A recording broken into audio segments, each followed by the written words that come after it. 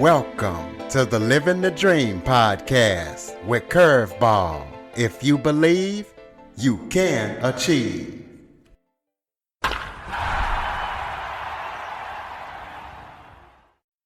Welcome to the Living the Dream with Curveball podcast, a show where I interview guests that teach, motivate, and inspire.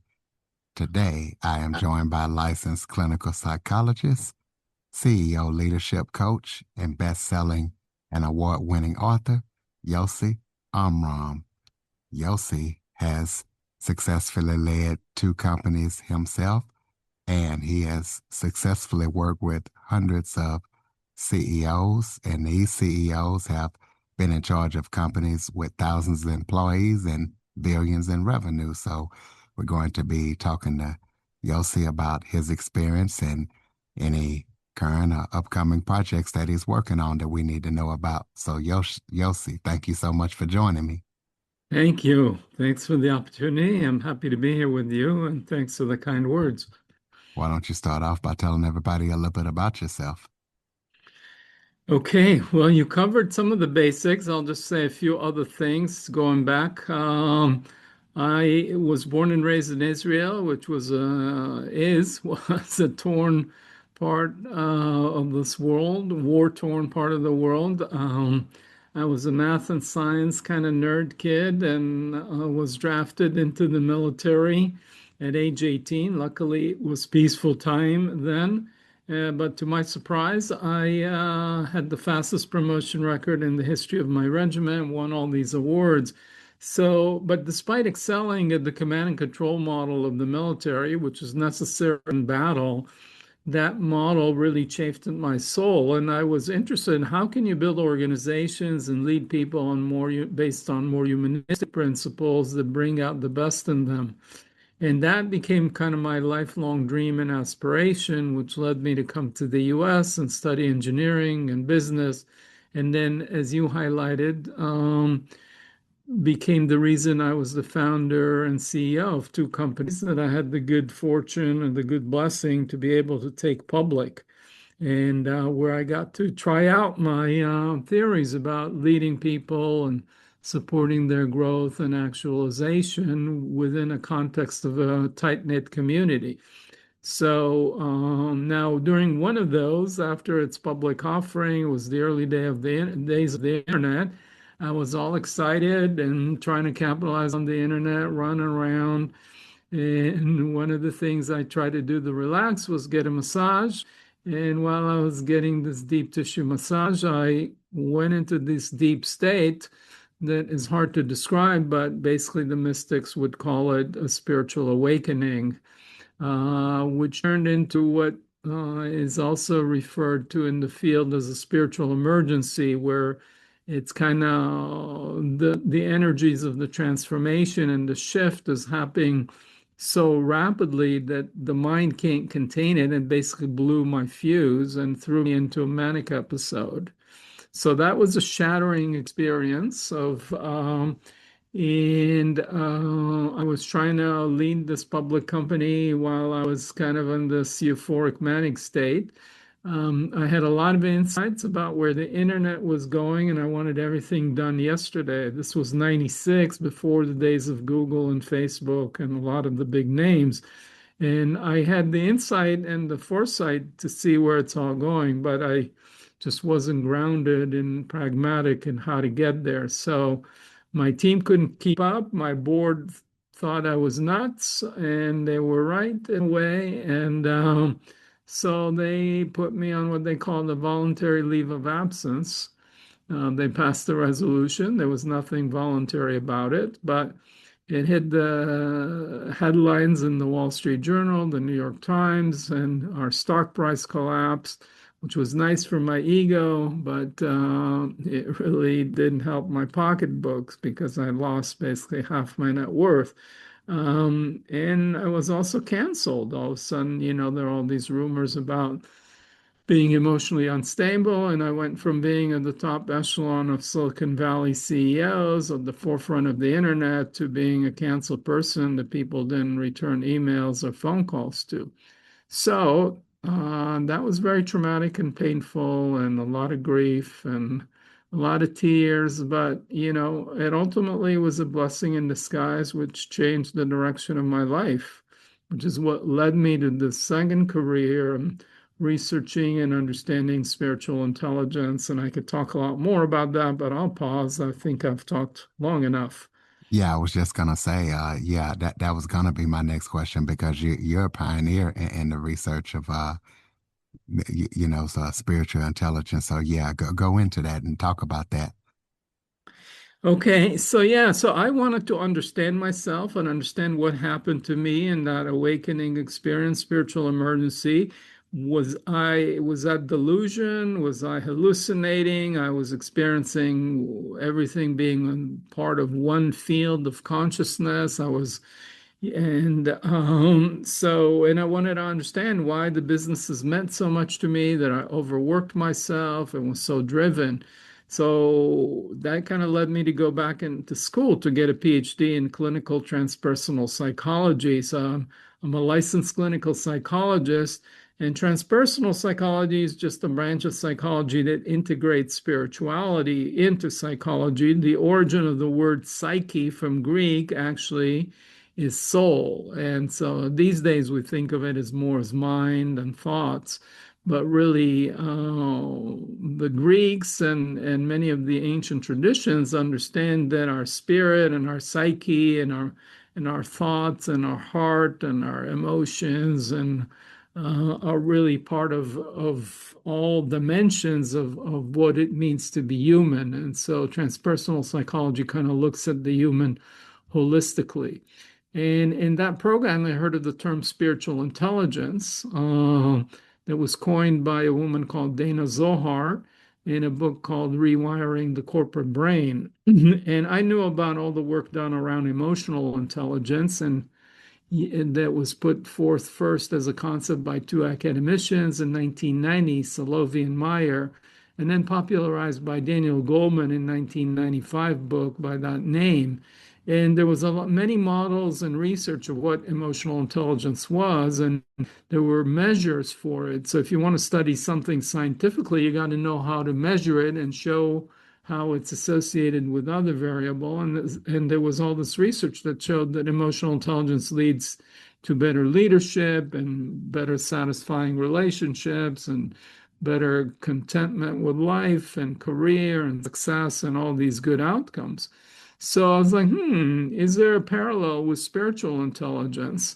Because spirituality is kind of viewed as a woo-woo thing and seen as a dichotomous compared to what's practical. But spiritual intelligence is something different. And just like being emotional is not the same as being emotionally intelligent. If I say, Curtis, do you know some emotional people?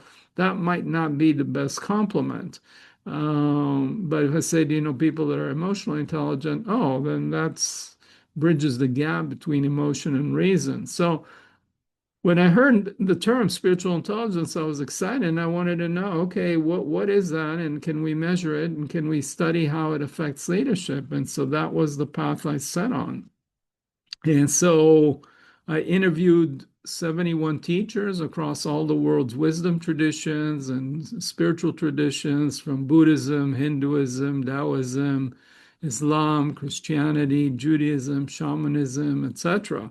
And what I found that was very exciting is that they all talked about cultivating the same set of qualities that lead to good life. And these are things like purpose and service and trust and gratitude and compassion and forgiveness and humility and integrity. So, regardless of their theology, whether they believe Christ was the Messiah or the Buddha was enlightened or there is a self or there is no self or whatever theology they have or metaphysics, these are the human qualities that have been honored and celebrated and seen as virtues by humanity for thousands of years, from the Greeks and on, or before the Greeks. So that started out, and then from there, I developed the first validated measure of spiritual intelligence that showed that leaders that scored higher on spiritual intelligence led teams with higher morale, greater commitment, lower turnover, And since then, other research has shown that those leaders also produce better financial results for their business units, even when you control for and look at the effect of emotional intelligence or other factors that were already established. So that was all very exciting. And that was now over 15 years ago. And since then, there have been hundreds of other studies across cultures and language that show that spiritual intelligence is real, is measurable, and positively impactful on things like quality of life, satisfaction of life, mental health, resilience, and so on. So I'll pause there. That's kind of what got me excited and what I see as my calling, purpose, mission now, which is to awaken greater spiritual intelligence in myself and the world. And I see it as an ongoing journey. I'll just add a couple other quick points to differentiate spiritual intelligence from one spiritual belief, like I can believe in higher power or God or the reincarnation of the soul. Those are beliefs, and they could be helpful, important, they could be true or not true, whatever. But that's different than spiritual intelligence, which I haven't quite defined yet. I'll come back to, I realize. And it's also different from spiritual experience. I could be walking in the forest and feel one with nature. I could be meditating. I could be praying at church on Sunday and feel connected to some power, etc. So, spiritual intelligence, let me try and define it because I'm kind of talking around it, but I haven't quite said what it is exactly. So let me just also draw on the analogy with emotional intelligence, which means the ability to draw on emotional resources and information to help manage emotions in ourselves and others in daily life. So, by analogy, spiritual intelligence is the ability to draw on spiritual resources and qualities in daily life. So, what are those? Those are some of the ones that I mentioned, like purpose, service, trust, gratitude, compassion, forgiveness, integrity, presence, humility, and so on. And so it's the embodiment of those qualities. If I'm in a team meeting, do I try and do the right thing or do I try and prove myself right, which is more of an egoic things? How do I relate to people when I'm driving on the freeway or when I'm in line in the supermarket? How do I relate to people in daily life? And what qualities do I embody? So it's not my beliefs and it's not my experience. It's how I am. It's qualities of being and how we show up in daily life in the world. Let's take a quick break. Hi there. If you would like an instant quote for business insurance, go to insuranceman.net. Protect what you have worked so hard for. Insurance Man, LLC. Entrepreneur's best friend.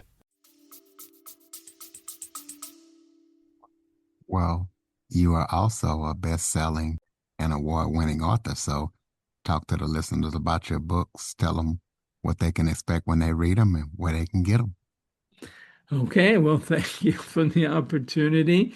My book is called Spiritually Intelligent Leadership: How to Inspire by Being Inspired. And it's available pretty much anywhere. You can buy books online or in the bookstore, whether it's Barnes and Noble or Amazon, and it's available in hard copy and in ebook or in audio. The important thing I will say about it is that spiritual intelligence is not a theoretical thing. I mean, it's important to understand the theory and the science behind it, and it's good to read it so your mind says, oh, okay, this actually is all makes sense. It's not woo-woo. It's all aligned with science and logic, and it doesn't have much to do with religion. I've had clients all across the spectrum of spiritual and religious belief. Some, are devout religious people. Some are called spiritual but not religious. Some are agnostic, some are devout atheists, but these qualities I'm talking about are available to anybody. you can be a devout atheist, so to speak, and still live from a sense of purpose or service or embody a lot of gratitude and presence. So I would say you are spiritually intelligent, even if you don't think of yourself as being spiritual. Now, why do I call that spiritual intelligence? Again, because it's common to all the spiritual traditions. And two, these qualities naturally emerge when we are connected to our spirit. What is spirit? It just, from Latin, the animating breath of life. So when we're connected to our life force energy, we live a life of purpose and compassion and gratitude and trust and power and presence and all the good things I'm talking about. So the book, you can read and understand the framework, and that's important, but it really, each quality, it goes through case studies with clients that are my client CEOs dealing with real world problems with shareholders and employees and customers and competitors. And the cases are like how they come in with a problem that seems very practical and tangible, and how we address it by tapping into one of these spiritual intelligence qualities that's already latently within them. Is just uncovering these qualities in each and every one of us have them to some extent. It's just more tapping into them and letting them grow and become more consistently embodied. So the book is full of case studies and then has exercises on how to cultivate these, because like being physically healthy, you don't just read a book about exercise. You got to go to the gym or, do your workout, however way you do it, bicycling, swimming in the gym, etc. So it's kind of both a theoretical framework, case studies, and a workbook that what the book is about. So I hope that's enough of a commercial. Absolutely. So, to show people how truly qualified you are to speak on what you speak on, you work with hundreds of CEOs who manage companies, with thousands of employees and billions in revenue. So kind of speak on that and, maybe talk about what industries you work with them as much as you can. Okay, sure. Yeah, I've also had the good fortune of having at least three or four of my clients become billionaires. And so, yeah, this all is not just woo-woo nice. It's very practical. And as you pointed out, I've had clients, I've had over 100 CEOs, and many of them build companies that have revenues in the billions. Most of them are in the tech sector and around Silicon Valley. Some are, elsewhere throughout the country and the world. I have clients in Europe. I have clients in Asia. But yeah, they're all mostly in the tech sectors, and they're founders and CEOs. And I understand the world they live in because I've walked in their shoes. The other thing I'm focused on these days, and it's a little bit of a new focus area, but as a clinical psychologist, I've also been passionate and very interested in helping people in their primary romantic relationships, because as Freud said, there's two important dimensions to a fulfilling human life, and that's work, and the other one is love.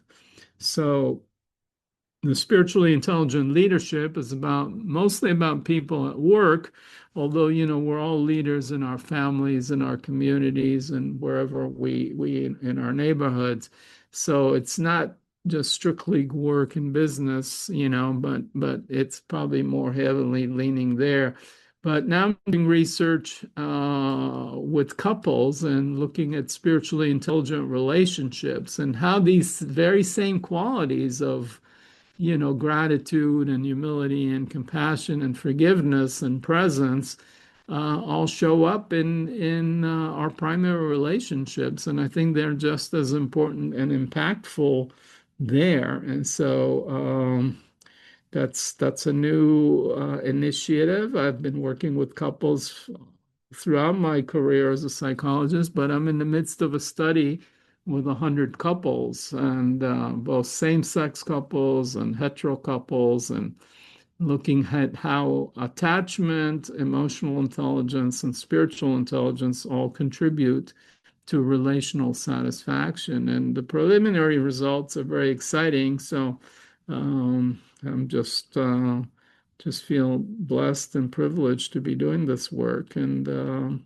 hope it has a good impact on people's lives individually and for all of us collectively. We live in critical times, where our cognitive intelligence and IQ has landed us on the moon, split the atom, developed AI that's smarter than many of us. We have emotional intelligence. We learned about how to feel our feelings and manage them, but yet the world seems very chaotic, and anxiety, depression, loneliness, suicide rates, addictions are skyrocketing, and this political polarization and wars and all these things. And so something's missing. And I think an important leg for the answer is this thing I call spiritual intelligence. So I'm trying to do my piece, and we're all in this together. Absolutely. Sounds like you're doing a good job. So tell the listeners about any other upcoming projects that you're working on that we need to be aware of. Well, anybody who's interested in this, I have a nonprofit called Awakening SI. SI is short for spiritual intelligence, or you could spell the whole thing, Awakening Spiritual Intelligence. So I host monthly events that are free that focus on one of the qualities, and people give a talk, but also provide some exercises that people could do in small groups or dyads. So it's a great way to connect with other like-minded people. So that's another thing that people can connect with.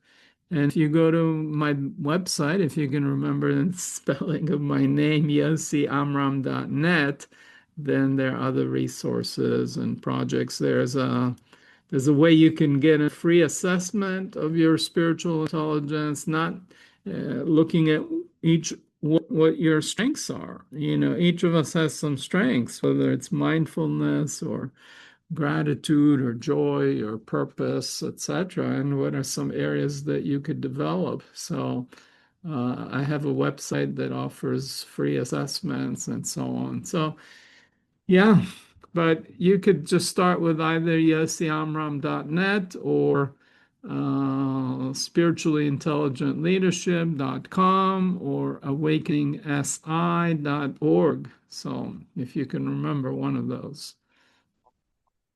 All right.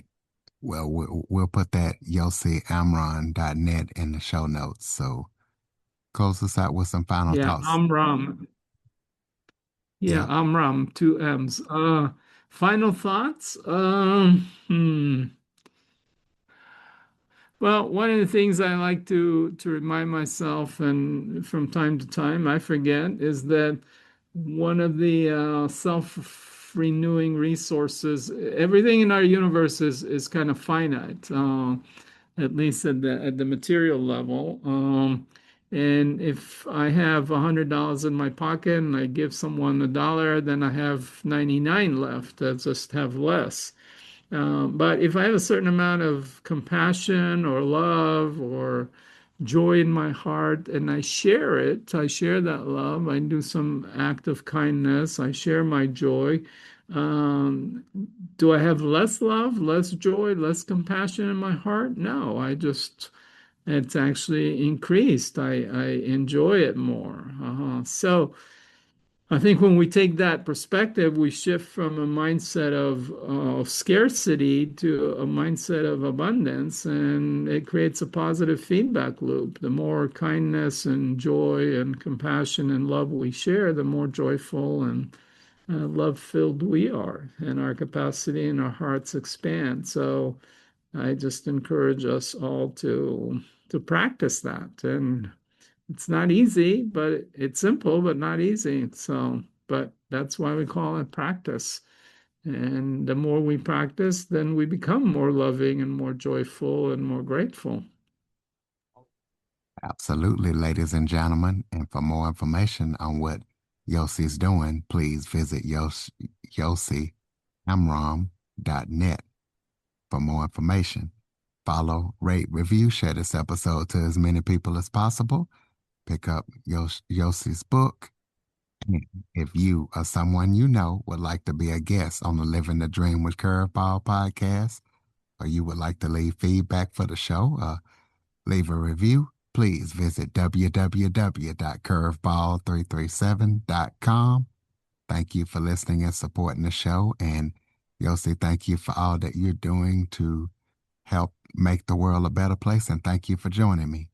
Thank you. It's been lovely. And you didn't throw too many curveballs at me, but I appreciate it. For more information on the Living the Dream with Curveball podcast, visit www.curveball337.com. Until next time, keep living the dream.